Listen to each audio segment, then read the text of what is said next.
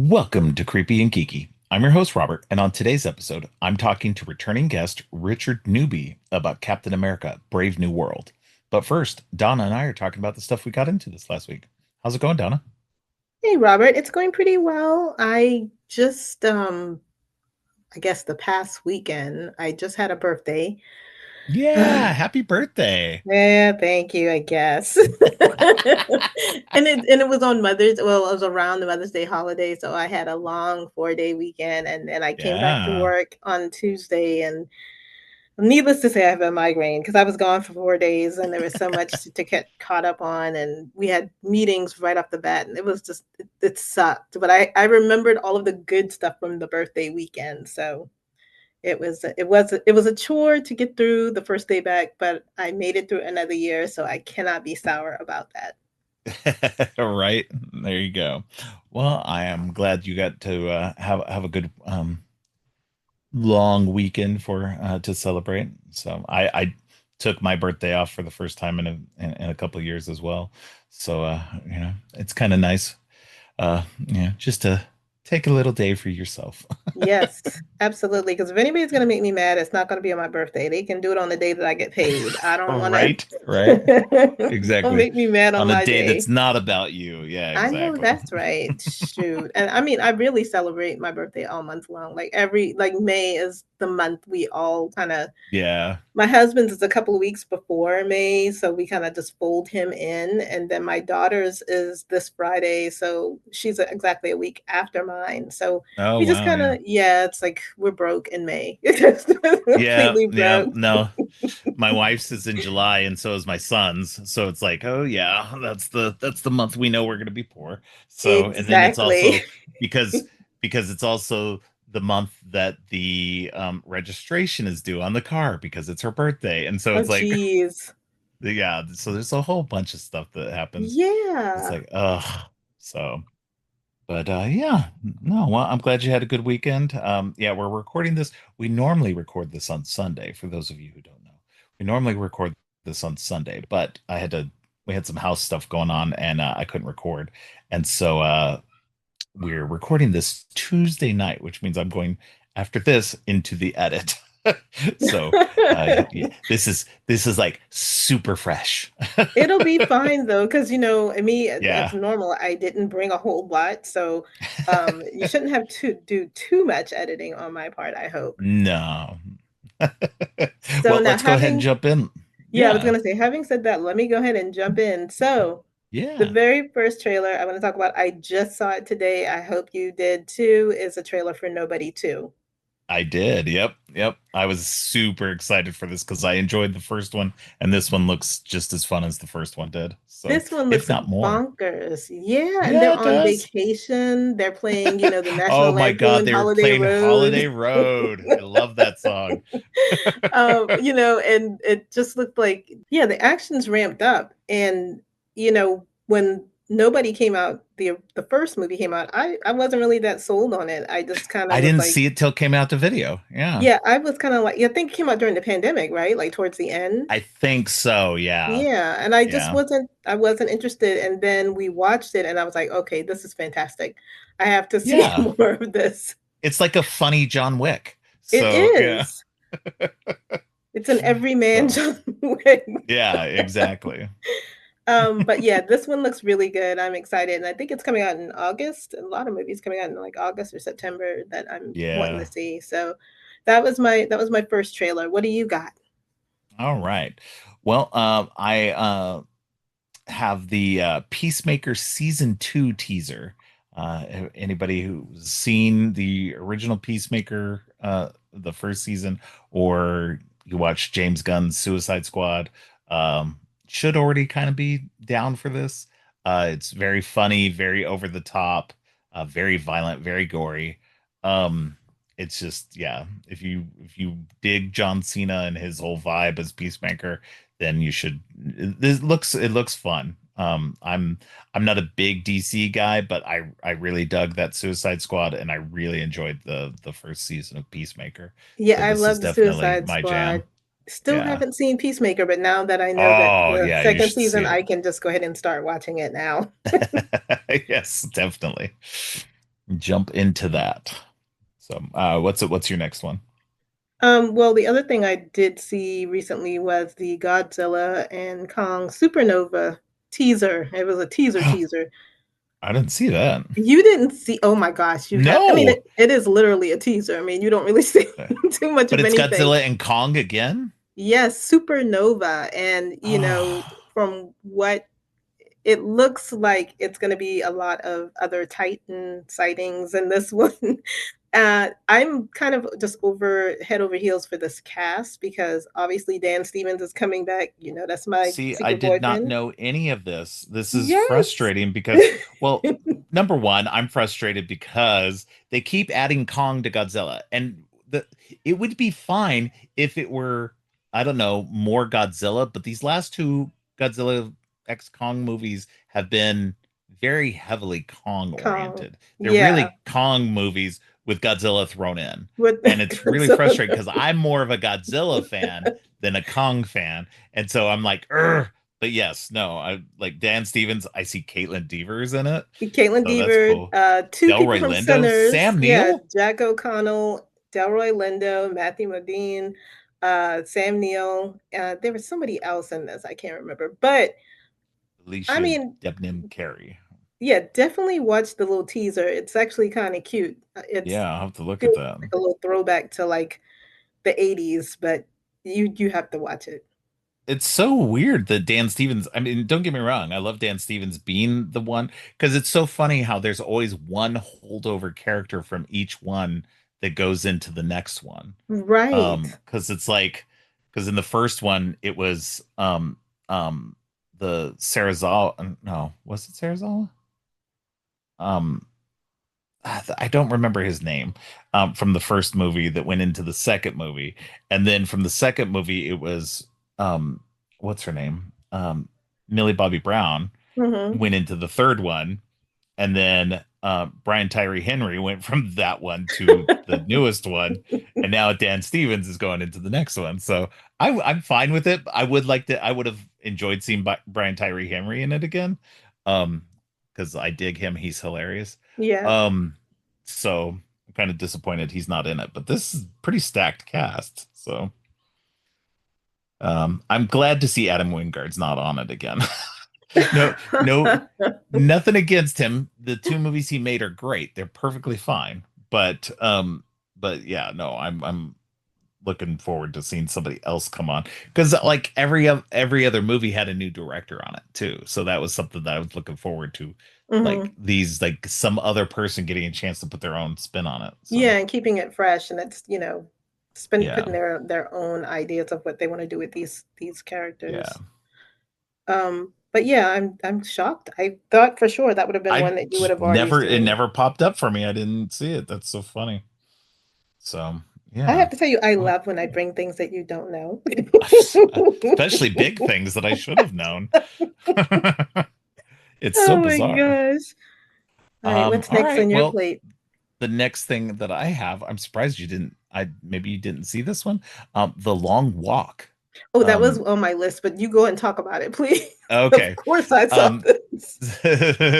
so this is a Stephen King adaptation. It's actually a book that he wrote under the pen name of Richard Bachman.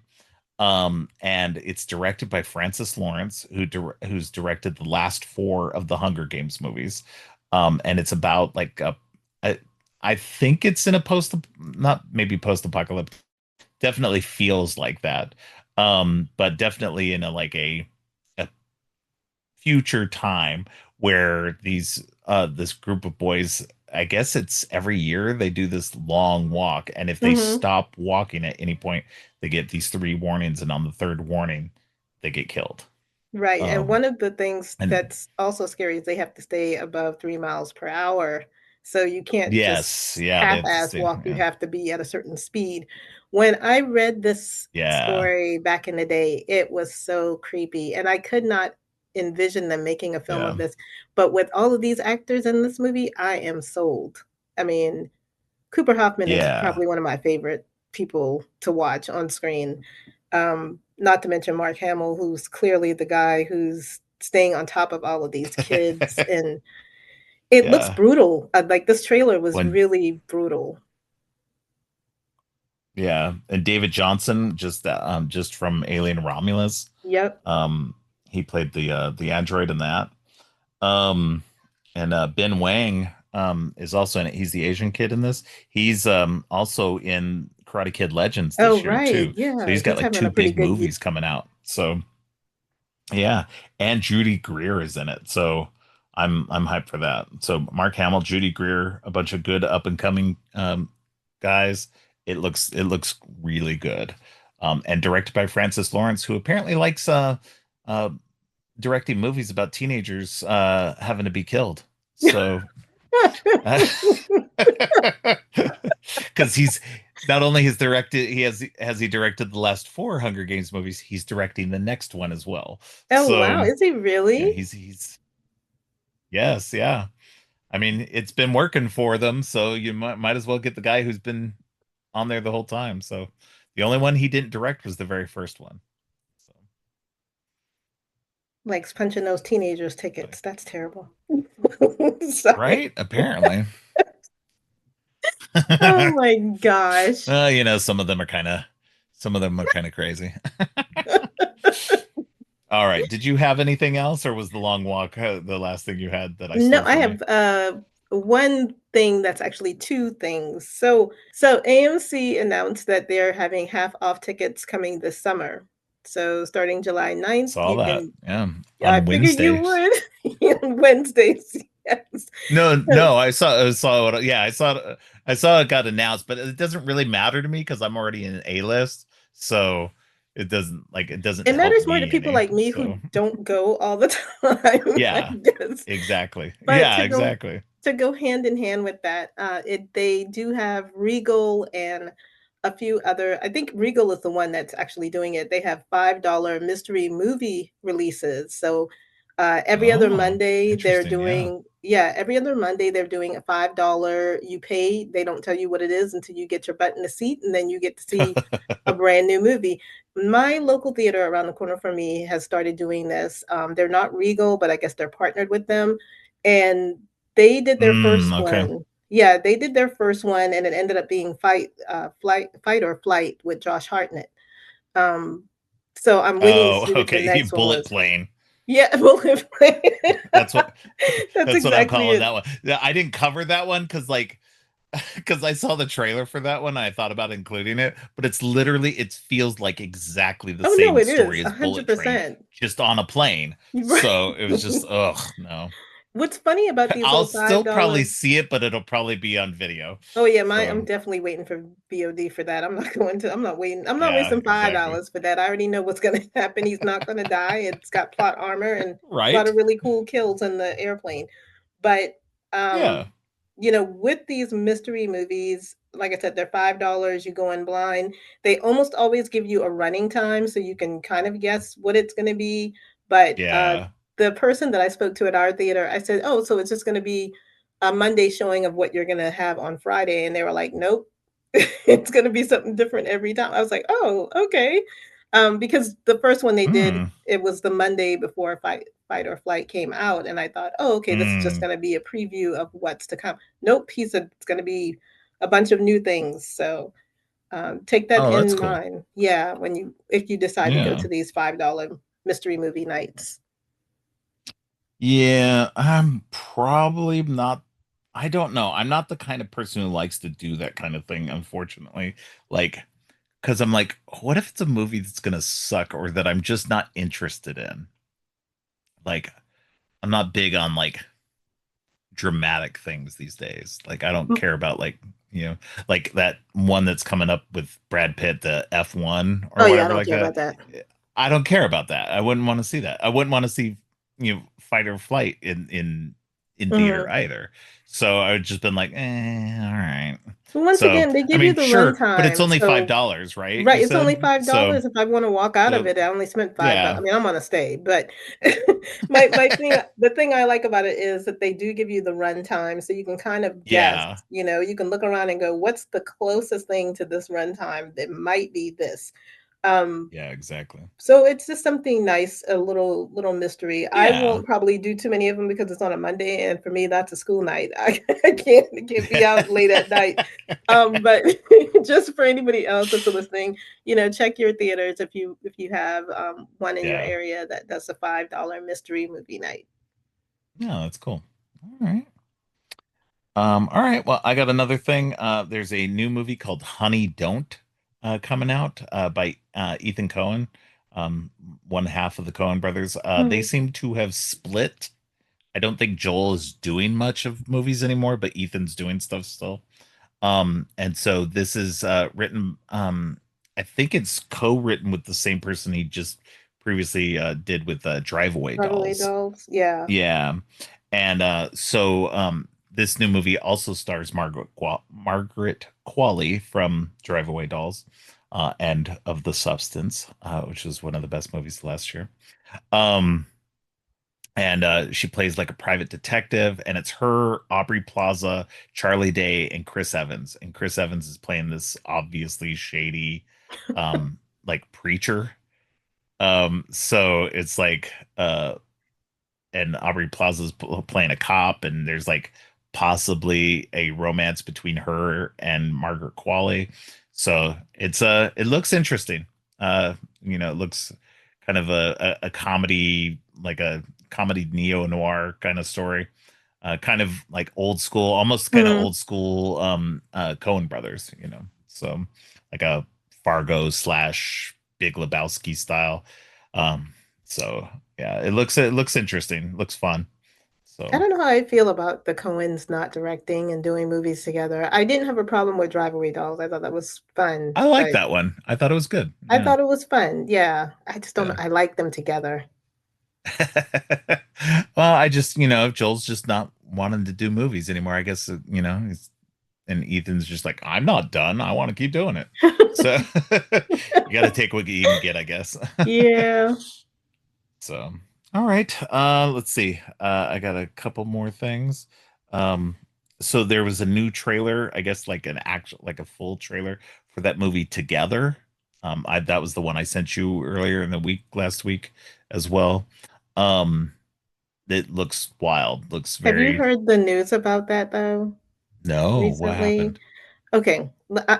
I saw the trailer. The trailer looks out of this world, fantastic. I cannot wait to see it. However, Allison and Franco, they Yeah. are in a lawsuit right now over this movie.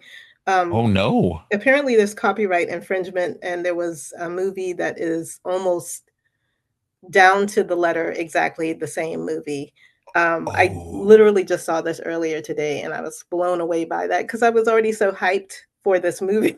But yeah, yeah. they just got handed a lawsuit. I can't remember. I think the movie that they're allegedly copied or borrowed from is something called. Um, God, my daughter just told me this, and I can't remember what it's called. It's a 2023 film called Better Half. That's it. Better half. Yeah. Yeah, which is unfortunate because, like I said, I was Oh, yeah, apparently, according to the filing, Better Half was pitched to Brie and Franco in August 2020, and they who turned it rejected the down. offer to star because they wanted to produce it themselves. Oh, that's not going to be good. No, Um, not at all. That's extremely problematic. Um, yeah, yeah. and it sucks because that trailer, I'm sold. I want to see gross body horror in this fashion. I was very Yeah, excited about it, but now I'm just kind of like, now I got to go and find this 2023 Better Half and watch that and see what this is about. yeah, yeah. That's unfortunate. Yeah, I don't Yeah. know. If let's see, I don't know if that actually did it get made. Let's see. Um. Oh yeah, no, it did get made. Yeah, Yep. I think it's Um. streaming on Mubi. I might have to check it out though. Yeah, yeah, yeah. That's what it looks like. Yeah, that's interesting. That sucks. I mean, I'm still hyped Oh, for it, but at the same time, I'm like, yeah, ew, that's terrible. Why would you do that's this? yeah, yeah. That's a little wonky right there for sure. Okay. Yeah, I mean, check out the trailer. It looks interesting. No, definitely check out the trailer. It does look Yeah, interesting, but now I want to watch the original before I yeah, watch this one so I can go, oh hell, this is terrible. right. No, no, I mean really the trailer does make it look absolutely fantastic and it looks like it's gonna be really Yeah, creepy. yeah, definitely. All right. I have one more thing. Did you have anything else before No, I wrap that's up? it. I didn't Okay. mean to interject on your together, but No, I just saw no, the no, copyright thing and I had to say it before no, anything no. I'm else glad you jumped on there. did. Yeah, yeah. Oh, it's always good to have up to date news. Yeah, the last thing I have is there's a new Spike Lee movie. I'll admit I've never been a huge Spike Lee fan. I can count on one hand. I think I've only seen two of his movies ever. Um, but he's got a new movie with Denzel Washington, who he's collaborated with four previous times. It's called Highest to Lowest. Oh, And it I looks did hear like, about this. yeah, it looks like a cool crime drama thing. It looks like Yeah, it so. actually I don't know what's going on with Spike, and I think I've seen everything in his catalog except for his Ganja and Hess remake, The Sweet Blood of Jesus. I just can't bring myself to watch it, but I guess I need to. But he's been doing a lot of remakes because he did Old Boy, he did the Sweet Blood of Jesus, and then this Highest to the Lowest is actually Yeah, it's a Akira remake. Yeah, Kurosawa. Yeah, I actually yeah. love the High and Low, the Kurosawa film. I don't know Hmm. I'm gonna love this one, but I'm gonna definitely check it out. Yeah. Yeah, yeah. I don't know. Some filmmakers they get into a weird um you know, I wouldn't say rut, but they get into a weird thing where they do remakes or they do, you know, other people's stuff or whatever. So, yeah. But I mean, it looks interesting. I mean, you could, you know, I guess I would say like for the most part, like the remakes that he's trying to do, hopefully it's better because I've heard both his remake for Ganja and Hess and Old Boy weren't great compared to the originals. Mhm. So so hopefully this one does better than you know not the original, but better than his last few remakes have done.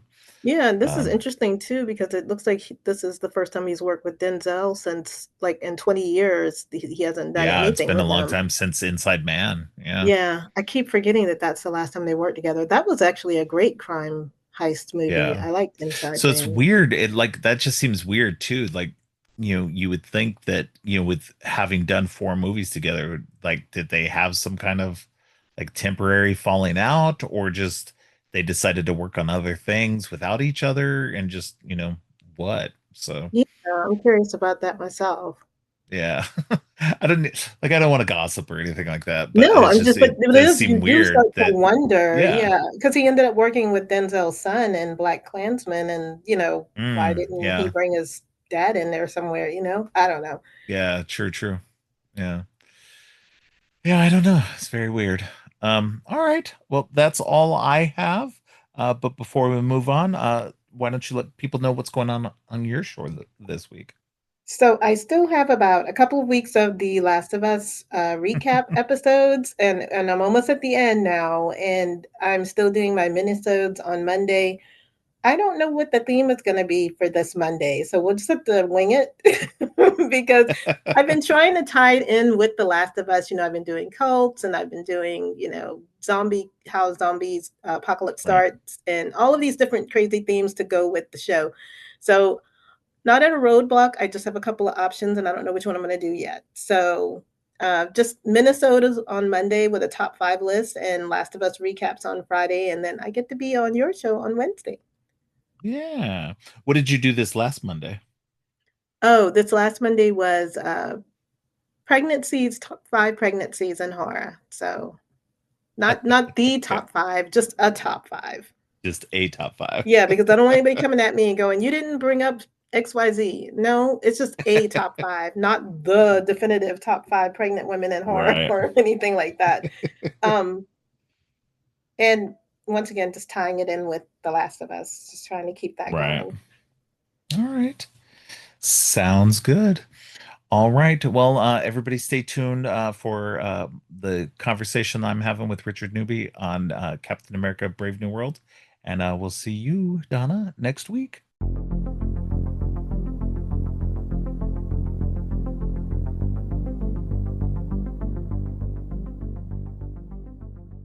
On today's episode, we're back to the MCU, and I'm talking to returning guest Richard Newby about Captain America Brave New World. Richard Newby is the author of the horror short story collection We Make Monsters Here and a writer for Fangoria, The Hollywood Reporter, and Time. Welcome back to the show, Richard. Hey, thank you for having me. Yeah, it's always good to have somebody come on again, especially somebody newish. You've been on once before, which was good. But yeah, I want to figured we can get on. We I know you're a big comic book movie fan. I know Yeah, you and I don't always agree on stuff because you really like the Sony Spider-Verse stuff, and most of that I'm just like, eh. I mean, I don't think it's horrible, but I also don't think it's like that great. But yeah, all that aside, but that's what's great about it is like it's always great to have um polite differences of opinion. for sure. But I know that you actually enjoyed Captain America Brave New World, and so you had an article that you put out on the Hollywood Reporter also about it, and it was really good. I'll link it in the show notes. And it kind of like it didn't say everything I wanted to say because it didn't I don't have that perspective, but it also like said a lot about in terms of like defending it because there's a lot of negativity about it. And I Yeah, understand the negativity because there was a kind of a haphazard way it was made, but there were multiple factors that went into why it was made like that. So, but yeah, so we'll get into all of that. But yeah, no, this just came out this year, 2025. So I'm finally within the year of of talking about some of these. I've been slowly but surely catching up on all the MCU stuff on my show. But let me get your broad kind of overview feelings about the movie. yeah. I'm a huge Captain America fan. Like, really, really into the comics and stuff. Like, he's one of my favorite comic characters. Not only just Steve Rogers, the original iteration, but also Sam Wilson. Hmm. I've been reading Cap since I was a kid. And so I was really excited to see um, Sam take up this mantle, which he did in the comics, like over a decade ago, like 12 Yeah, years ago, yeah. um, which is kind of crazy. But yeah, like I've been looking forward to this moment, like uh, since Endgame had happened, and it's just like really unique because the year that Winter Soldier came out, where Anthony Mackie, made his debut as Falcon. It was that same year, later that summer, where Sam Wilson in the comics first debuted as Captain America. Hmm. So there's like this really cool kind of like I think sometimes the way that like comics react to the movies or vice versa, I think sometimes it like pigeonholes things, Yes, I agree. Yeah. uh the whole like brand synergy thing. But I thought that Yeah. I thought that this was like a really like great opportunity and message. And then like it's something that stuck around too. Where we have two Captain Americas in the comics. There is Sam's Cap and Steve's Cap, and they're both acting as Captain America and dealing with different challenges, working on different teams, and have their own perspectives on what America is and what it means to them. And I just always find that conversation fascinating, particularly because like I'm not like a very a patriotic person in any way at all. But like Right. I think that that's what's always kind of attracted me to the Captain America comics, and I think something that gets looked overlooked a lot of times, just like general discussions of this idea that like Captain America is representing America as it is, but he's Mm. representing what it could be and what it should be. Yeah. And more often than not, like Captain America, both Steve and Sam are like pushing against the U.S. government, Hmm. the kind of social ties of the time.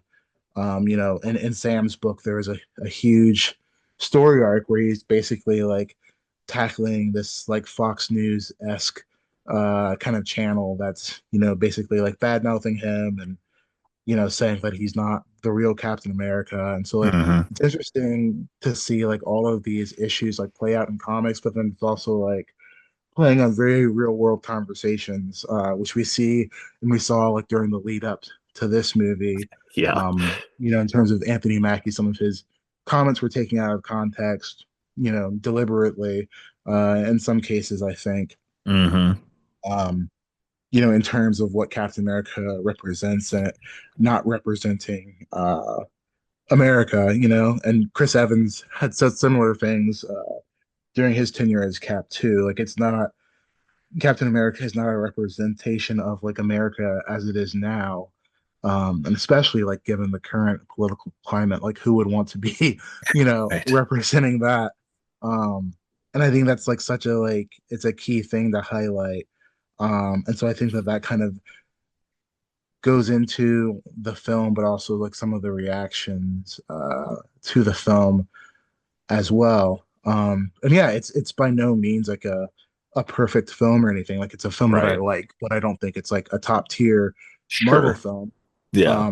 I think that it has some interesting ideas and conversations that I think a lot of which were kind of overlooked in the effort to kind of like talk about like oh, here's where the reshoots, happened, or like Right. Right. here's where this was added. So I feel like there was more conversation kind of like centering around the production than like what's actually in the film. And I think like even if all of it like doesn't, entirely work, I still think that like there's too many interesting ideas and concepts within the film for it to just be like dismissed as, garbage. Right. No, I agree with you. I agree with you completely. The discourse on it when it came out, and even before it came out, was largely always about, oh, well, this is going to stink because of all the reshoots, and they had to change a bunch of stuff, and like, what does this all mean? And number one, reshoots happen regardless. They always do. They build reshoots into every um, production schedule, so because they always Yeah. need to go back and tweak a few things here and there. Now, it was different. They did go change some storylines after they like had did some early screenings and stuff, and they saw what wasn't working. And I think for the most part, I think that they did a fairly okay job at it. Yeah. The villain is weak, but the villain again, I always say that, or at least I've recently been saying that when a villain is weak in a Marvel movie or even in other movies, that it's because the villain isn't the focus. Stearns wasn't the focus at all in this. It was the journey of both Ross and Sam Yeah. in this movie. It was a double hander between them. Like to be fair, that's kind of where like I can understand where people's because some people did have a problem with that where they were like, well, this is just this was supposed to be a Sam movie, but it's now a Sam and Ross movie, and it's like, okay, I get that, but like I'm glad they did actually pick up on threads from earlier things that they hadn't picked up on for a long time. For And I sure. think that Yeah. overall, that storyline, the Sam and Ross storylines, were fairly well done. And going back to what you said about the comic books, like this is definitely a storyline that is not similar. They did pick up on pieces that were, especially in the Falcon and Winter Soldier, which came out before this, that about Sam taking on the role of Captain America and about what that would be to the public and everything. And Yeah. there's like because it was like if you didn't read the comic books at the time when Sam became Captain America, there was a huge backlash, and it was obviously mostly like wouldn't say fully racist, but definitely leaning towards racist people who were Yeah. all like, well, that's not my Captain America, blah blah blah. And like they even incorporated it into the storyline at that time. So it's just like this has been like an over decade long like journey for Sam in the comic books and Sam on the screen for him to get to this point to get to get to his perspective as Captain America. And I love that. Like Falcon and Winter Soldier was great, and I love what they did Yeah. in here about just kind of continuing that storyline that Marcus Spellman had created in the TV show. But yeah, I think that that's ultimately what got lost in all of the reshoots and everything, the bad storytelling stuff and everything that got lost, the bad villain thing, everything. It's like I get it, but that's not the point. It wasn't the point of the movie. And if you didn't get the point of the movie, then maybe go back and rewatch it, because I think there is something there that you're missing because you're too focused on the wrong thing. Yeah. Yeah, and I think even the conversation surrounding like the leader and like the Red Hulk of it is interesting because like you go back and you rewatch the Incredible Hulk, like the whole like basis behind the Hulk's existence is that they're trying to recreate the super soldier serum. Mm-hmm. So it's already tied into It's Captain already America, baked into the Captain America right? mythos. And so Yeah. like, and I love this idea that you have this aging president who has this historic military career, who still wants to be, something more than that. He wants to, have this youth and this power that he's, never been able to harness. And then you have, you know, Sam, who I think his greatest power is empathy. Like he's not looking Yes. Yeah. for, power by force, and yet he doesn't have the super soldier serum at all, and yet is proving that he has what it takes to be Captain America. So I think there's this really interesting conversation here and this pull between like you know what we need superpowers for and like what they actually do or turn us into. Right. And Sam like kind of wrestles with that a little bit throughout the film of like he thinks that he's constantly thinking of whether he's good enough uh or not to like carry the shield without being a super soldier. And I think that's a really interesting place to come from. But also I think like in terms of Sam's difference from Steve, like he was a veterans counselor, and so I Mm-hmm. think that there was a lot of criticism kind of directed at, I guess, they said Sam's lack of action or Yeah. lack of anger, which I do think that he is angry. He is.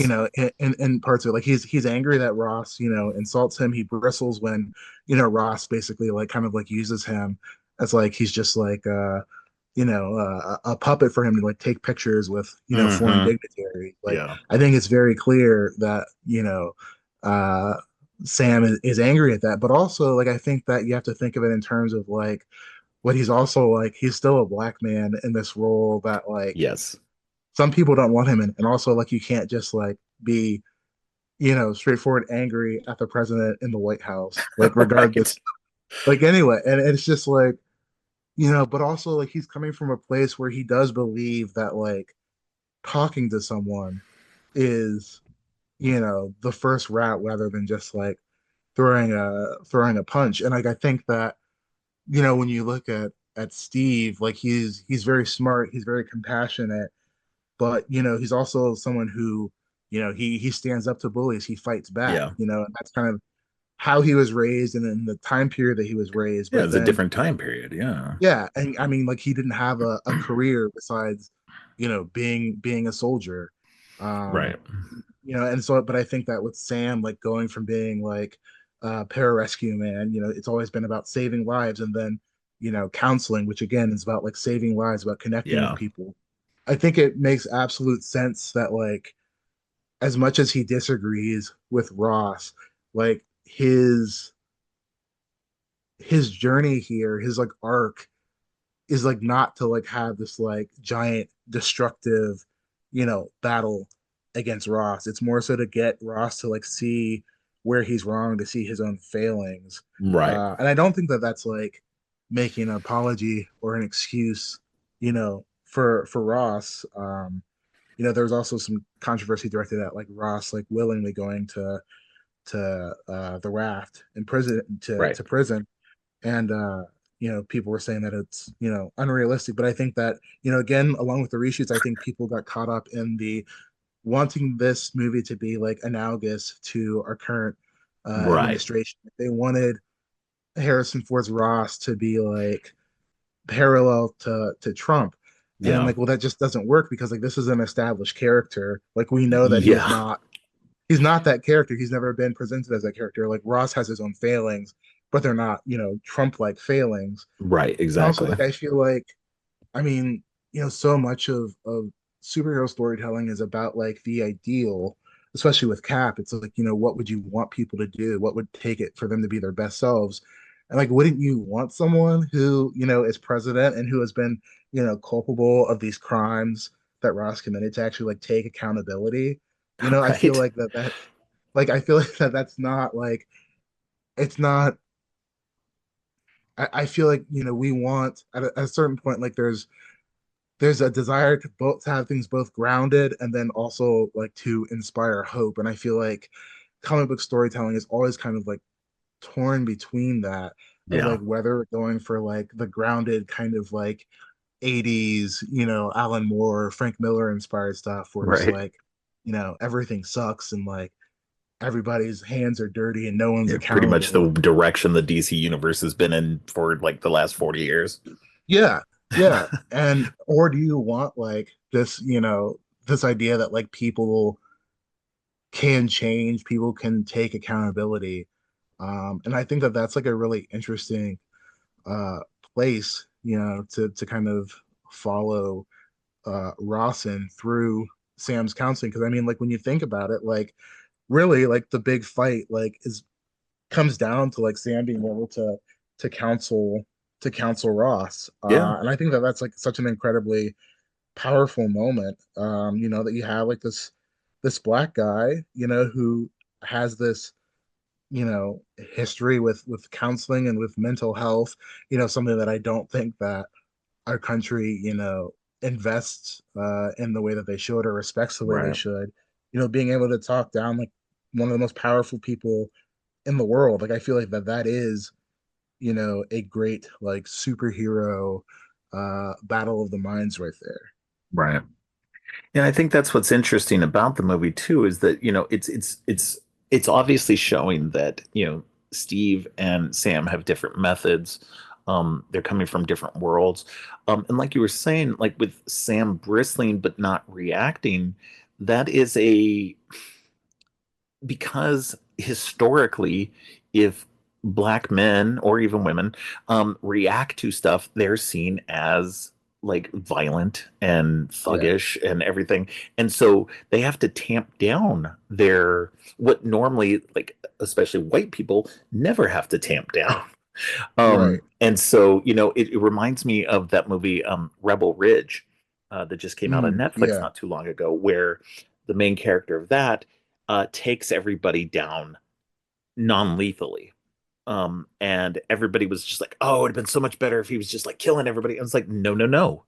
There was a point right, to that movie, and I think it was, the same in this one as well. Is the point is there's a way to do things that one don't require killing people, and two, right.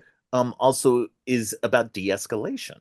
And the whole movie is about de-escalation because Stearns is constantly escalating the situations, to the extent that, Japan attacks us, and or is attacking us after we attack them.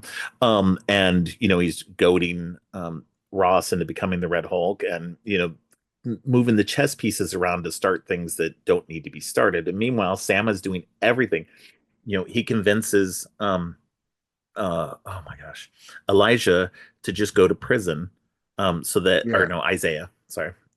He gets Isaiah to go to prison instead of running, because running will make it worse. And as much as Isaiah is like struggling against that because of his history of being imprisoned, he still does it because he believes in Sam. And I love that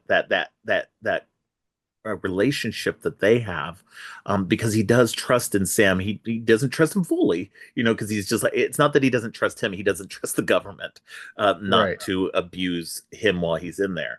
And I think that, Sam, is just like, that's what makes Sam a great hero in that way. Is And every hero is different. It doesn't make Steve any less of a hero because Steve didn't do that. Right. Steve did things in the way he thought was necessary at the time. And not that he didn't try to de-escalate things, because he did as well. But by and large, Sam's in a different position than Steve will ever be in. And I love that they incorporate that aspect of it. And it's something that I think that a lot of people, at least a lot of white people, may miss in terms of Sam's character, and that bristling, and why he doesn't react like as like aggressive as they want him to. And so I think that's Right. And a great plot point for that. Go ahead. yeah, and I think, going back to like what you said about Rebel Ridge, because that's something I also thought a lot about after watching this movie, and the kind of like calls for him to just like, kill everybody, or there's, similar calls for Cap to just like go in the White House and like, kick ass. And it's like, okay, but like you also have to like think about like who the character is. Like this isn't like if you want like a Black Punisher movie, that's fine. Like you can make like a Black Yeah, Punisher that's movie. fine. But like that's not who That's not this what these character were. is. Yeah. Yeah. And so like it's doing something, entirely different from that. And like I don't think that like in any way is like Sam giving like a pass to like MAGA or any of the other, No, claims, God, because no. like, this is it's a different context. Like, we're not working within, the framework of our reality. But I also just think that it's interesting, this idea of like, you know, Sam should be doing, more in this moment because of, where we are politically as a country, but like those same expectations like weren't held for Steve, Yeah. which is very interesting. Like I mean, like even like the Nazi element of Captain America, is softened, with Hydra being like a kind Yeah. of like splinter faction, and Red Skull having like abandoned Hitler and saying Yeah. that Saying that Hitler was a his fool and stuff like that too. right, Yeah. and that he was Yeah. like had limited perspective and stuff. Whereas like in the comics, like Red Skull remains like Red a Skull's a hardcore, hardcore Nazi in the comics. Yeah. yeah, like leading like white supremacist groups into like Yeah. modern day and stuff like Yeah. that. And like they That's the didn't, thing. If you want this kind of story about Captain America and stuff like that, read the comic books for sure, because he deals with, they always deal with that kind of stuff consistently. Go back to the 80s, and when John Walker was Captain America and he had the watchdogs and stuff, yeah, there's definitely a lot that goes into a lot, like, definitely read Mark Gruenwald's run. yeah, For he's one of the best Oh, for he's sure. that's when I started reading Captain America, was like right when um Steve gave up being Captain America and John Walker became Captain America. So it was like iconic for me at that time. And it was just such a great run. And but yeah, definitely go back and check those out, because it's like, if you want that aspect, it's there. You just have to go back and read the comic books. But in the movies, they're going to soften it, because these are made for a worldwide audience. They're not made like, and that's why they're not going to make something where Ross is going to be a Trump stand-in, Right. because it's not necessary. One, because it's got to play around the world, and two, because like you said, it's a character that already exists and already has a history and everything. I did see people were complaining about how like this movie was rehabilitating um Ross, and how like it shouldn't have been doing that. I'm like, but Ross the character was trying to do the work. Like that was the Yeah. problem that I had with people's perceptions on it, was like, but he's trying to do the work. He's not just saying things to sit there and go, oh, I want to present I'm a good peaceful man now, and then doing war in the background. No, he was struggling with his baser instincts, and then also on top of that, he was also messed up by the Stearns, but Yeah.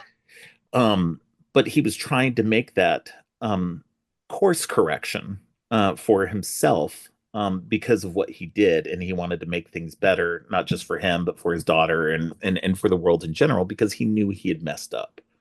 And I like that angle that they were going with it, and that's why at the end, when he goes to the raft and he gives up being president, that's why it's realistic, because he was taking the punishment for what he did. So it made Right. Yeah. sense.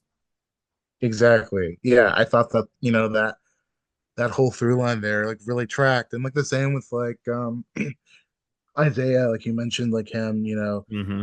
going to prison. Like he's not doing it like for Ross or because he likes the government. No. It's because, like you said, like he trusts Sam, but like we also know that like what happens to like, innocent black people when they're accused and they try to run. Like Hmm. we've seen that history, so many times before. And like I think that the film like balances, both like it balances both like reflecting on like the actual like history of Black Americans, um, but also like isn't just kind of like drowning us like in their suffering, which I think is important Yes. too.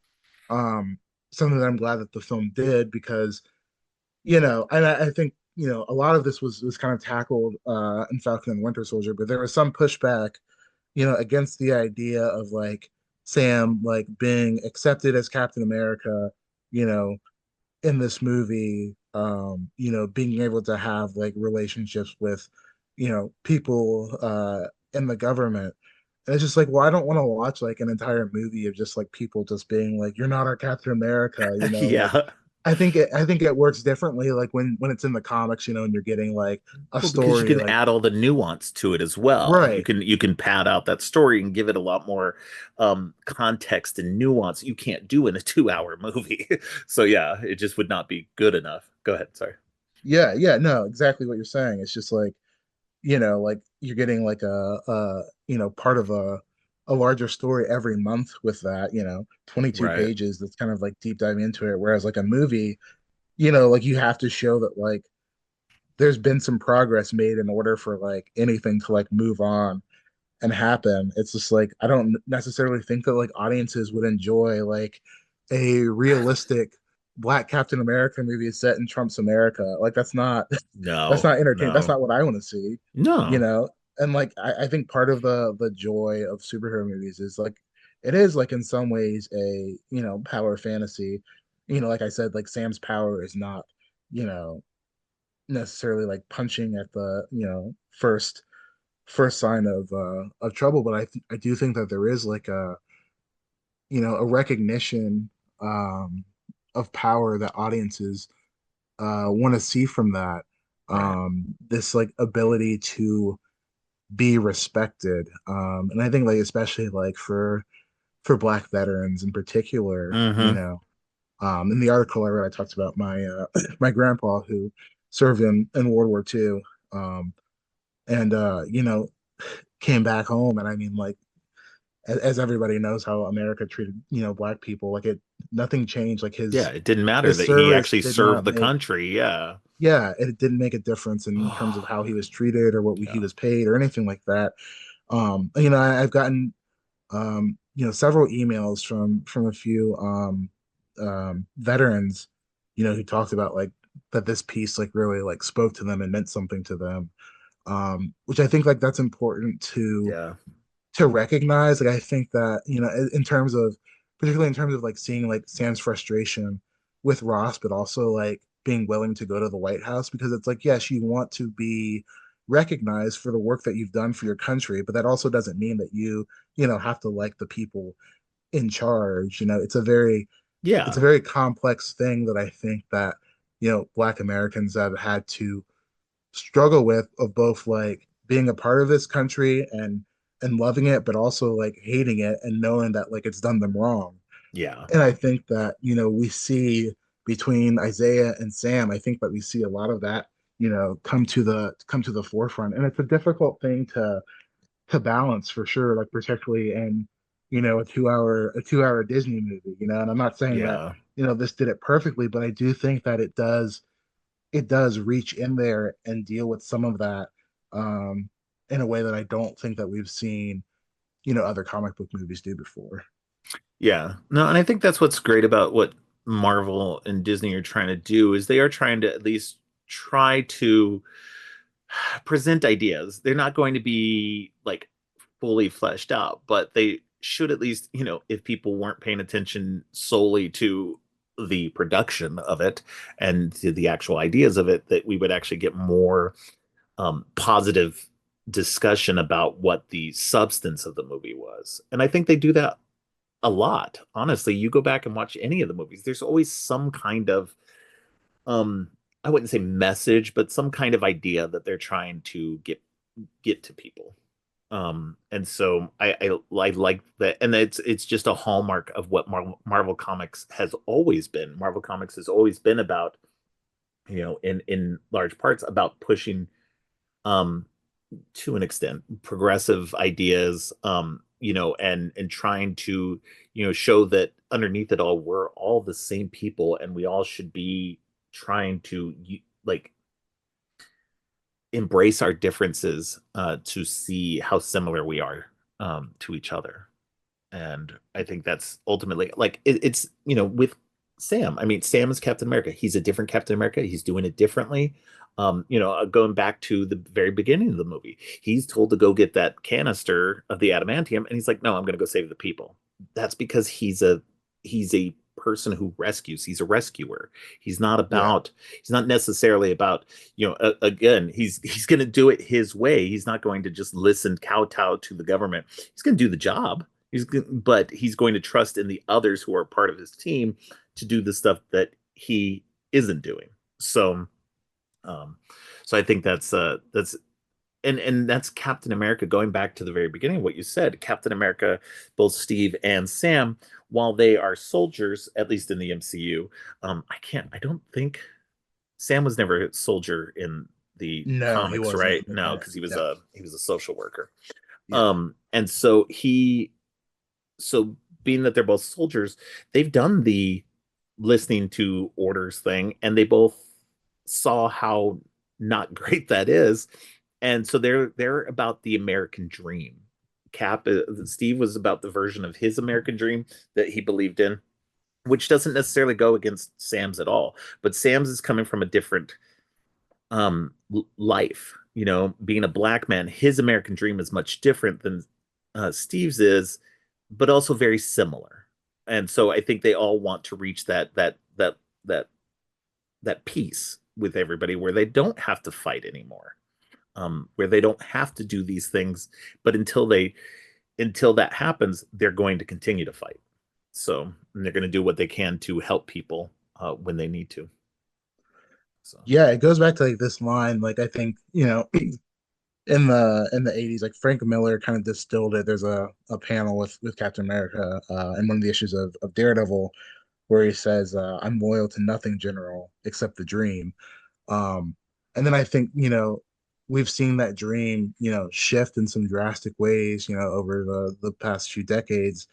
And so like in a more recent storyline, the United States of Captain America, which kind of explores like Captain America as a legacy and how like people have like taken up the mantle, for their in areas, some yeah. smaller ways, yeah, in their communities. Steve kind of expands on that notion and says, it's not just the dream. Like you have to look at like whose dream it is, because like dreams can easily like Hmm. become falsities that ignore history, that you know uh are embellic of only a certain kind of American, only a certain group of people.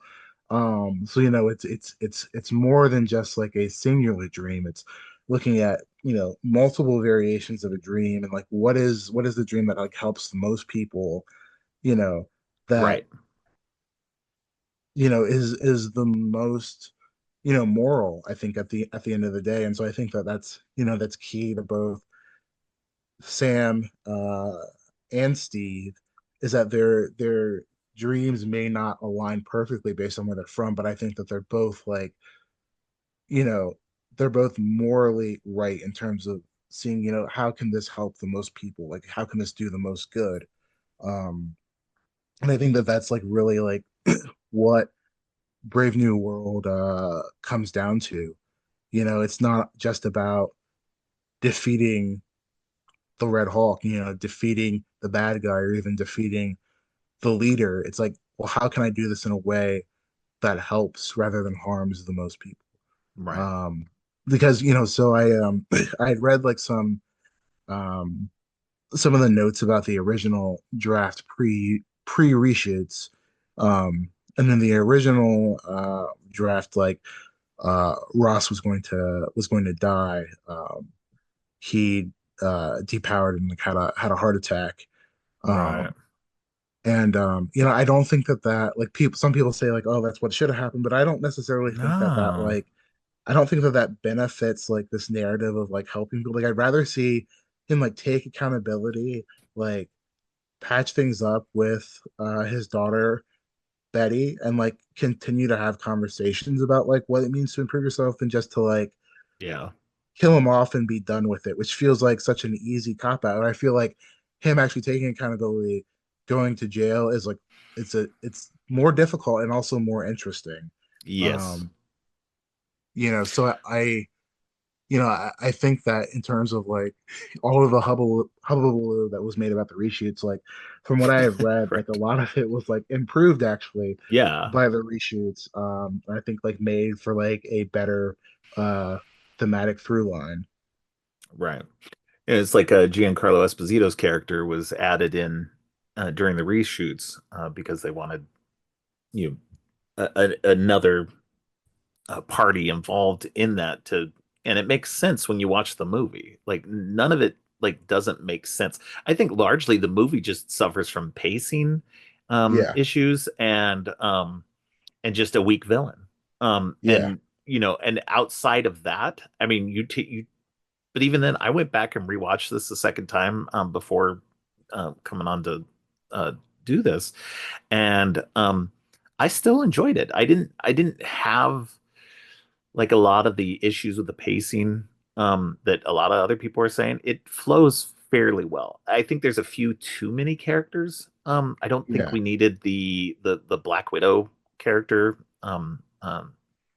You know, she could have been excised fairly easily, especially with all the stuff surrounding it.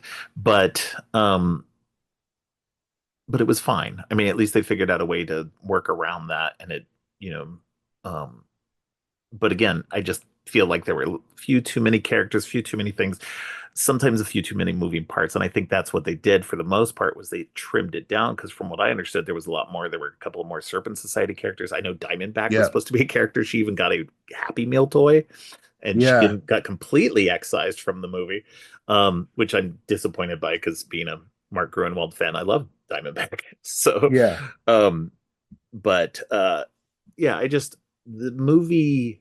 I think the movie is more successful, and hopefully people will reassess down the road and kind of go, okay, this movie's better than we thought it was. Um, upon another rewatch or two, um, yeah, for whatever their issues are. So yeah. And I also think like I think part of the issue uh like with these superhero movies now is that like there's this expectation for each one to be like the end all be all thing, yes, you yeah, know?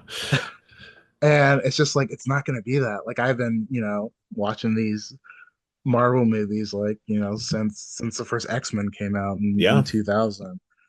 And you know, like so many things were different from like what I loved about the X-Men. And I like still, you know, really enjoyed the film and like liked what it had to say. And then like as, you know, Marvel Studios started moving some things like closer to the comics, you know, there's this expectation like not only that they be like that they adhere, you know, strictly to like the comic book lore, but then also that they like satisfy like the needs of everybody at right, one time in one entry, you know, and we expect each one to be like this, you know, $1 billion movie. Whereas I think that like the vast majority of them are like good and have interesting things to say, but like they're not, you know, I wouldn't say most of them are like great. You know, these aren't like, you know, some of the best films I've ever seen. Like I right, enjoy them and I'm a fan of them and I like what they have to say. But like I think that there's just like this weird expectation where like every single one of them now has to be yeah, like the best thing that you've ever seen. And if it's not that, then you know, it's yeah. garbage, you know. And I that's think just kind there. of like my Oh yeah, sorry. Go ahead. yeah, I was just say like I just think that that's kind of just like my perspective on, you know, a lot of the kind of takes on the film in general is that Right. we've landed in this weird place of like everything is like a masterpiece or like absolute trash, you know? Yeah, there's no middle ground for anybody. Yeah. And I think that is a problem, is that everybody has to remember that the MCU, um, as we know it, really didn't gel until about midway through the second phase. Yeah, And then even then, it's had its ups and downs. And it's always going to have its ups and downs, according to some people. I think that there's always going to be some movies that just aren't going to work for a lot of people. Let's say The Eternals. It's not a bad movie. It just didn't work for a lot of people. I'm not surprised The Eternals as a concept has rarely worked in the comic books either. yeah, So it's like it has a long history of them trying to do something. They get a good story, but then they try to push it a little too far, and then it never goes anywhere. Because I think it's a very small idea, even though it's should be a yeah, bigger idea. But I think it's just a very small idea that doesn't really go much of anywhere. And so I think that people just have to get used to mid-tier movies. Like not everything, like again, they are supposed to be building to the giant movie, which is what they're doing with Doomsday and Secret Wars, but we have to let them build these smaller movies that get us to that point, build out the characters so that we have an actual Avengers who are going to be available to do it. yeah, If you're expecting every movie to be, you know, an Avengers style movie, it's never going to happen. That's what happened to DC. DC right. tried to do that from the backwards forward, and then it didn't work because they didn't build the brand. And so I think that's where people just have to understand, like, you have to constantly build the brand. It's not about, oh, well, Endgame was so good, everything has to be Endgame after that. No, actually, it doesn't. And anybody who reads the comic books knows that 9 times out of 10, the event series in the comic books is exhausting. 100%. They're Yes. not that fun. There's ideas that can be fun in some of these, but they haven't been fun since like maybe the 90s. No, I think there was Yeah. definitely some good stuff. I like Secret Invasion, the comic book series, Yeah. not the TV series. Yeah. Um, but there's a lot of good stuff. But like I mean, that's the thing. You got to build to these events, and it's even what they do in the comic books. They build to these events, whether good or bad, whatever. And but you can't do them all the time because when you do, and they've done that in the past, like especially in the 90s, man, the 90s were so full of So events many and X-Men everything. events. Oh Yeah. my God, Like, it was ridiculous. Yeah. You had to buy every single X-Men comic book. And I mean, to be fair, back then it was maybe only 4 or 5. Now there's like 10 per month, all in the yeah. same week, too. I've noticed that they all seem to come out in the same week. So if you're an X-Men fan, it's a bad week to, get your comic books. Yeah. But I don't know. I think that yeah, everybody needs to chill and realize that not every movie is going to be that big. That you have to let them tell the smaller stories, the more Yeah. human stories, stuff like the Marvels, which is a great movie. I really love that movie. It's a lot of Um, fun. Yeah. yeah, and it builds on so much of what came before, and and again suffers from a bad villain, but because the villain isn't the thing that the story is about. The story is about the family coming together, the Marvels coming together. Um, Yeah.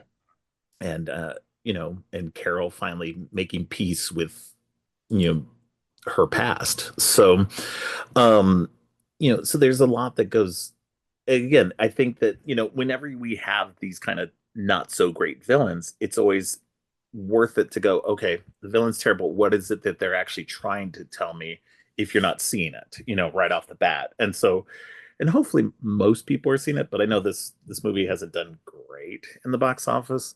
Um, but I also don't think that they were super expecting it to. I think they were expecting to do well enough, but Yeah. you know, Yeah. but I mean, that's the I thing. They're not building these movies to make every single one of them an in-game level $1 billion event. so, right. so And anyway, like go ahead. I had compared it to Iron Man 2, which I think it's funny because like you go back and like it's the third MCU movie and like already Hmm. people thought that that was like the death knell to like Yeah, cinematic universes because they're like, oh, there's too many characters, there's too many superhero concepts. fatigue already. It's yeah, it's trying to like set up too much. And yet like it's a very like fun movie with like some good like, character work in it.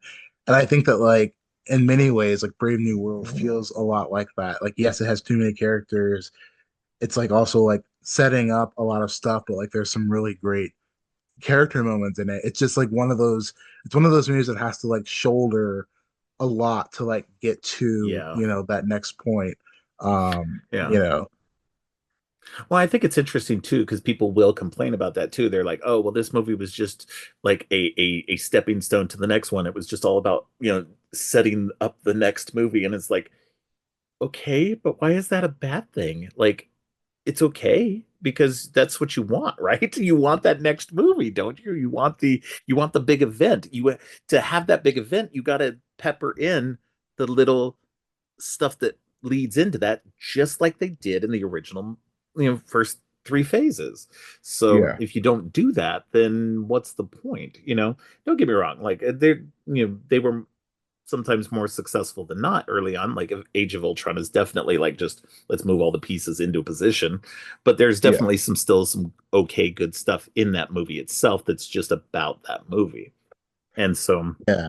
I it's just think that like a lot of people like they romanticize like these past yep. phases because they got, you know, the Infinity War and Endgame and they saw how everything like connected together. But like I remember like so many of those individual movies, like, you know, people had so many complaints about them, Oh man. you Yeah. know, going in. And so I think it'll be interesting, you know, in the next like 10 years or whatever, when people like look back on the multiverse, you know, they'll be Right. like, ah, I wish that, you know, I wish that this had like the sauce like Brave New World did or Loki did, you know.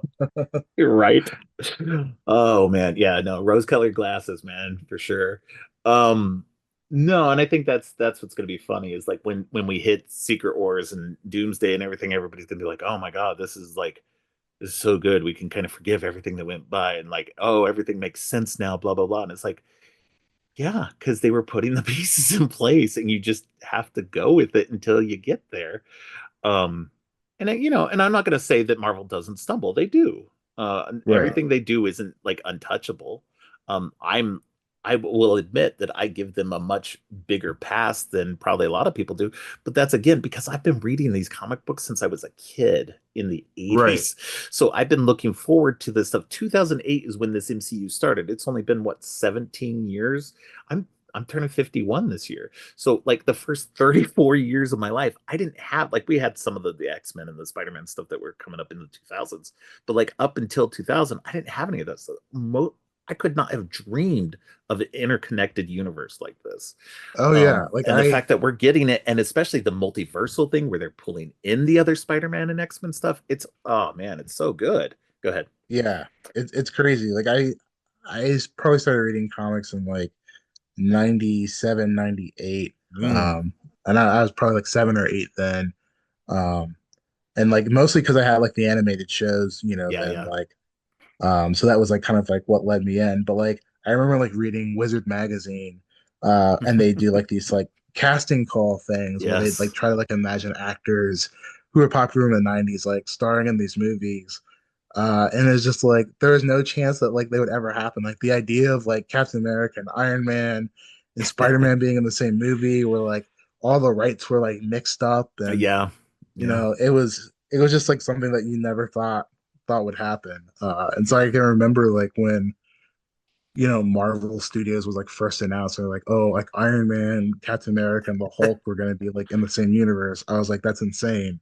Like I Yeah. never expected that, and I thought that that was like you know pretty much like as big as it was gonna get.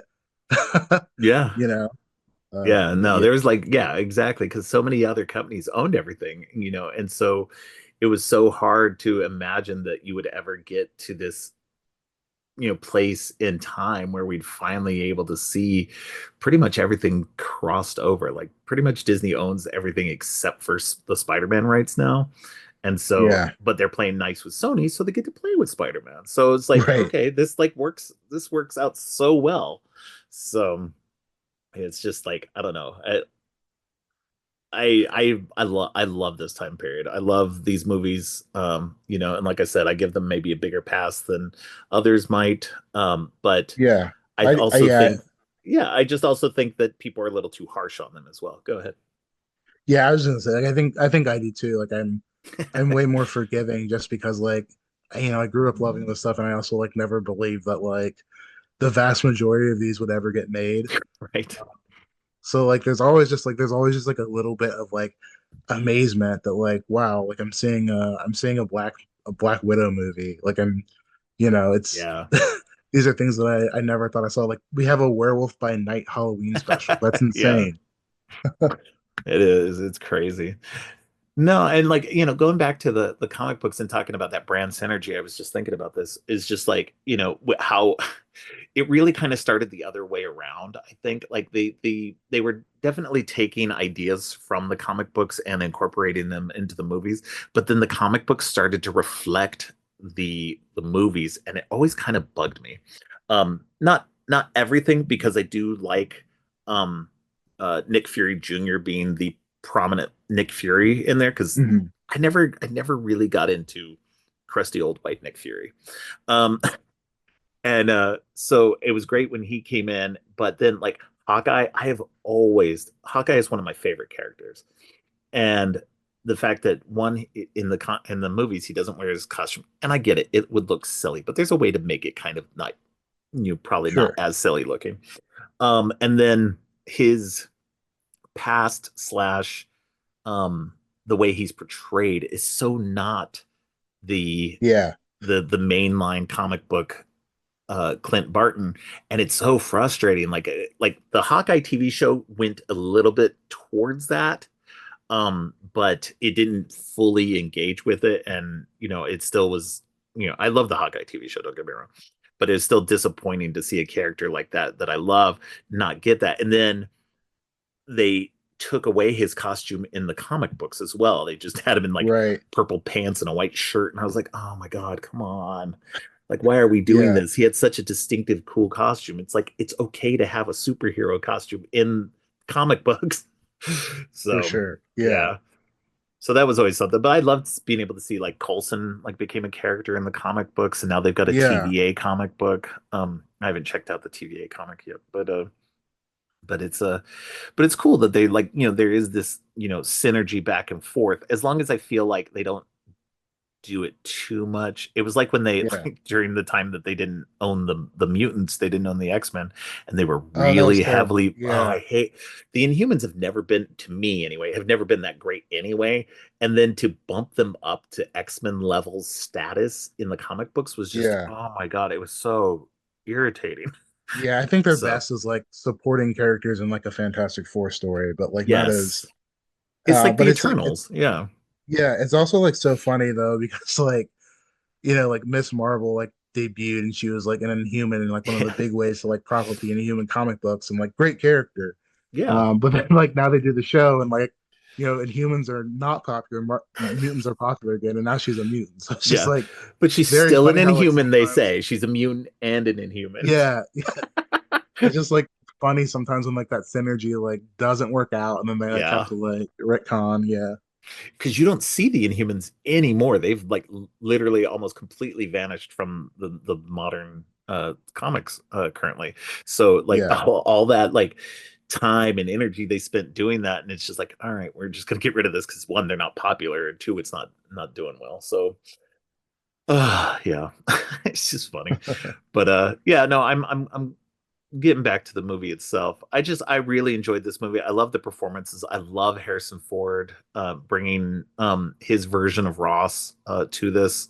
Um, I think that it was so great that he was just like, he went to Marvel and he's like, hey, do you got anything for me?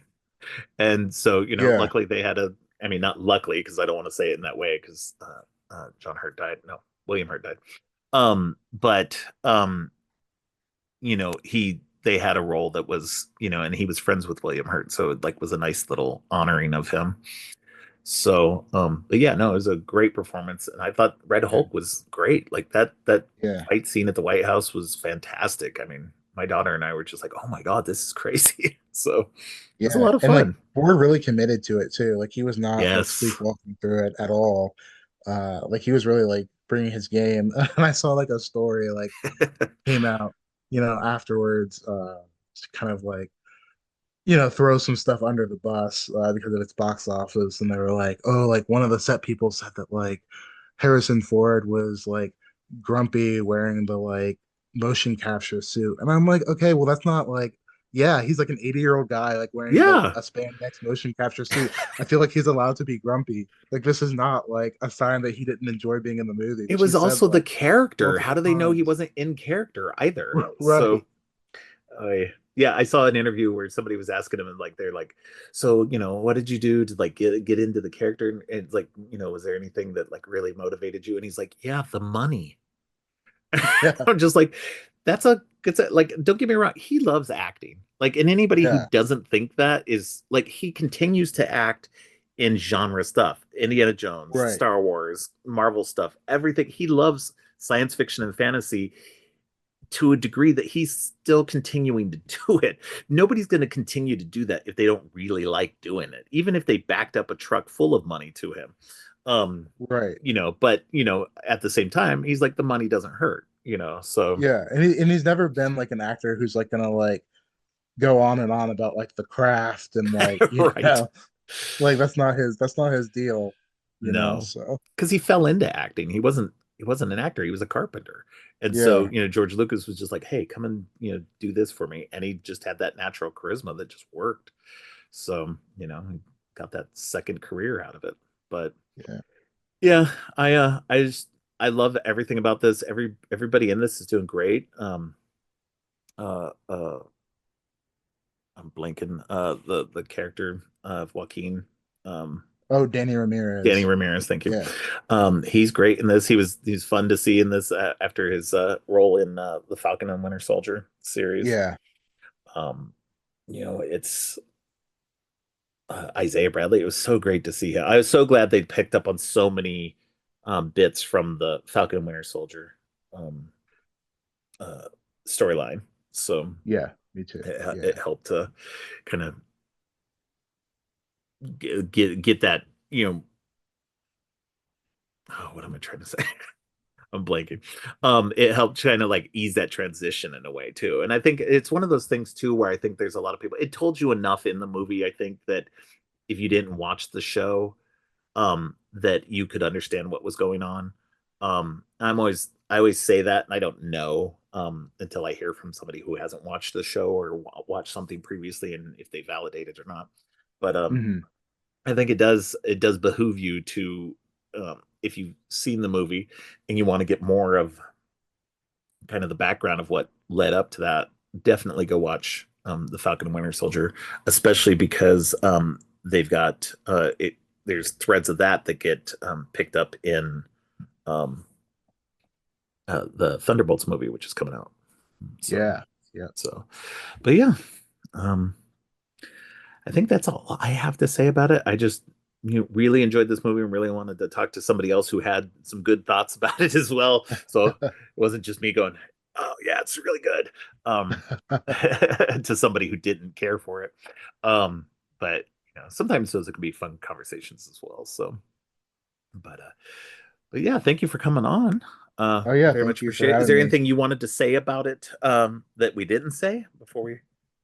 No, I just will echo your thoughts and say like I really enjoyed this movie. I think that like it definitely like deserves a second watch if it didn't really Yeah. like hit the first time, because I do think that there's a lot of interesting uh Yes. stuff in there. And I just feel like in general, like I think that, as movie fans or as critics, I think that we can, do a little bit better than like getting so caught up in like the behind the scenes stuff that we like Yes. miss the actual like things that are happening in the movie. Like if you're spending like so much time looking for like where reshoots happened, you Yeah. know. You're not focused on the right part of the movie. Yeah, you're not focused on Right. the actual movie itself. You're just looking at the seams. So, Yeah, yeah. And so I feel like, there's definitely uh a lot here to like think about, like especially like if you're a fan of Captain America in general. Like I think there's a lot of great stuff. And yeah, I really hope that like we get to see another Sam Captain America movie, yeah, whether me too.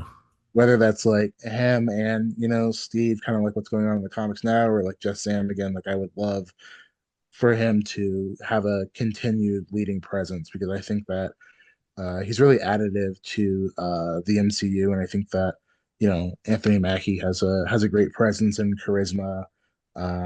And I think that like perspective that Sam can offer is also like really essential to making the MCU like feel lived in, and really like hit home on those legacy aspects, because I think that the whole exploration of legacy is like one of the whole reasons that I love comics so much, in general, to see different people take on the mantle over the years, and how Yes. their individual uh personalities and lives inform that character. So yeah, I just encourage everybody to give this a watch if you haven't, and if you have, maybe just give it another one, and maybe think about it through a different lens. Yeah, absolutely agree. All right. Well, why don't you let people know where they can find you online? All right. I am on Blue Sky at Richard L. Newby Social. All right. Well, I will definitely link your article as well into the show notes so that people can check that out and see get your thoughts on that. That you expanded on a bit here. So, Yeah, all right. cool. Well, thank you very much. I appreciate it, and hopefully we can get you on again soon. Yeah, thank you for having me. This was fun. Yeah. All right. Thanks for listening. Creepy and Geeky is produced and hosted by Robert Clark. If you like what you've heard, please consider giving the show 5 stars and a review on Apple Podcasts and Spotify, and share the podcast on social media to help spread the word. Make sure to subscribe on your favorite podcast app or at creepyandgeeky.com. You can follow the podcast by going to creepyandgeeky.com and clicking on any of the social links.